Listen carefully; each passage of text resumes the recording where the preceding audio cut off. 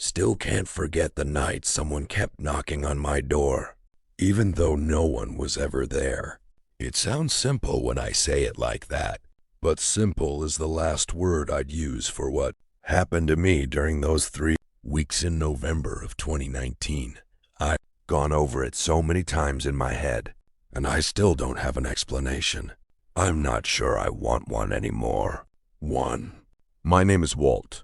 I'm 62 years old, and I live alone in a small ranch house on the edge of Coopersville, Michigan. One of those quiet little towns where everybody knows everybody. The hardware store closes at 5, and the biggest excitement of the week is the Friday fish fry at the VFW hall.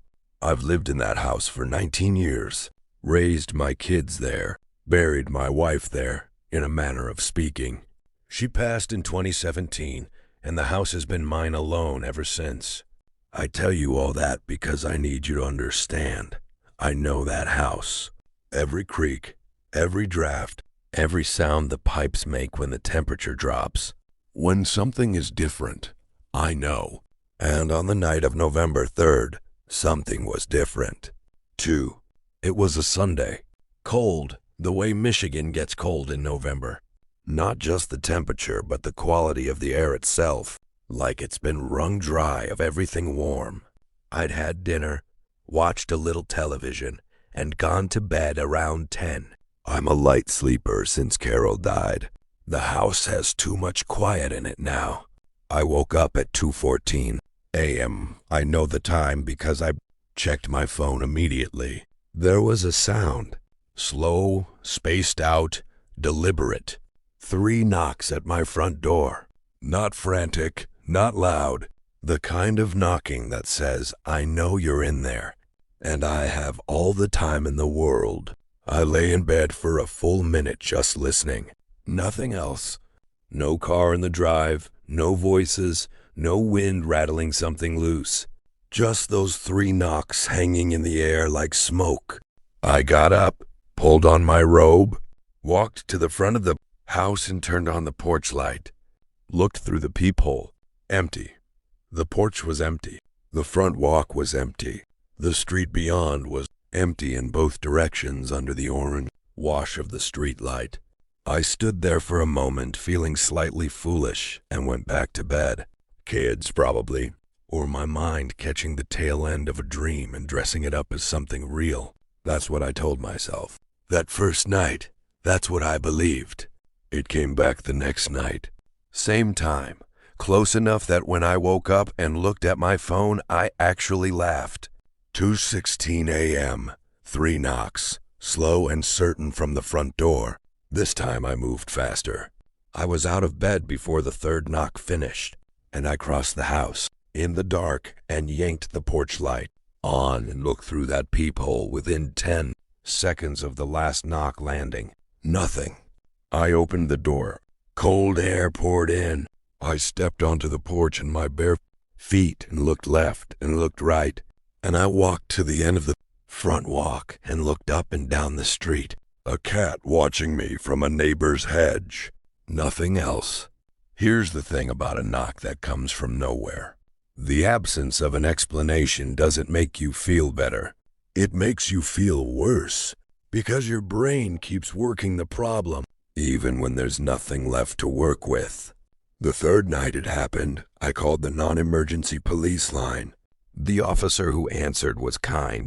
He said they'd have a patrol car do a pass every hour or so. They did, and at 2:19 a.m., 3 knocks landed on my front door, and I threw it open in 4 seconds flat, and there was a patrol car sitting right at my curb, engine running, officer inside, and the porch was still empty. The officer got out. He'd been watching the house. He said he hadn't seen a single person approach the door.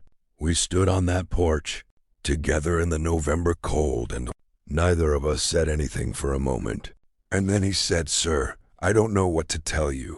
That was the moment the real fear set in. Because when a police officer stands on your porch under a floodlight and tells you he doesn't know what to tell you, that's not reassurance. That's confirmation that something is wrong and nobody knows what it is.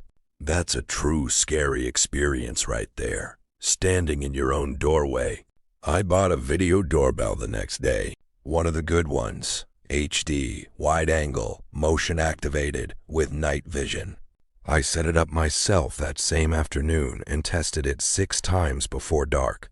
It worked perfectly. Caught me walking to the mailbox and back with crisp, clear footage. That night, I sat in the armchair in my living room instead of going to bed. Coat on, phone in my hand, camera app open, watching the live feed from the porch. At 2:21 a.m. I heard the knocks. I felt them through the floor, through the walls. 3 solid knocks on my front door. I looked at the phone. The live feed showed my empty porch. No movement. No motion alert had triggered. The camera, which had detected me walking to my mailbox from 30 feet away, had detected nothing. I opened the door anyway. Because what else do? You open the door, you face it, or you spend the rest of your life wondering. The porch was empty. The night was still, and on the wooden floor of my porch, pressed into a thin skim of frost that had settled since sundown, were 2 partial footprints, bare feet, facing the door, right in front of where a person would stand to knock, pressed deep enough to have been there a while.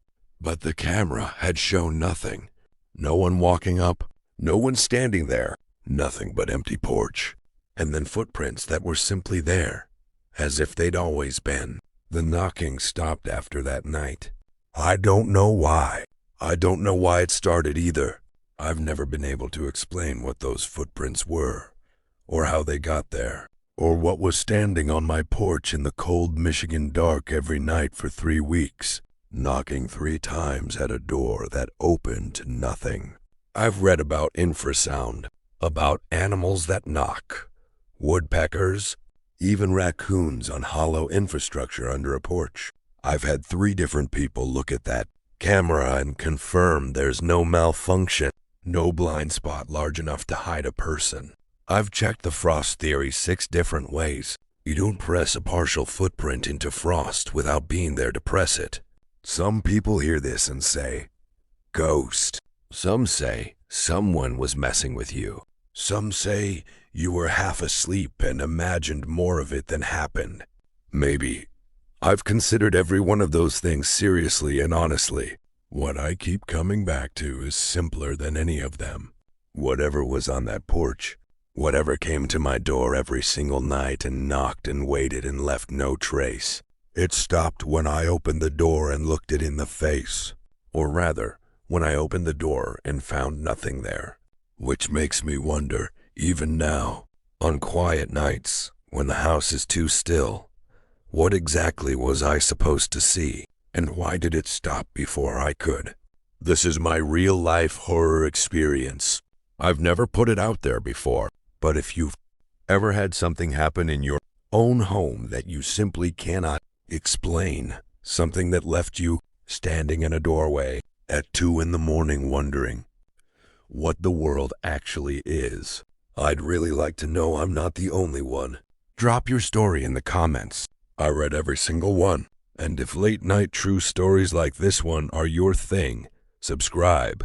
Every week I share another unsolved scary story from ordinary Americans who experienced something that nobody has been able to explain. The scariest stories? They're always the ones that end with a question.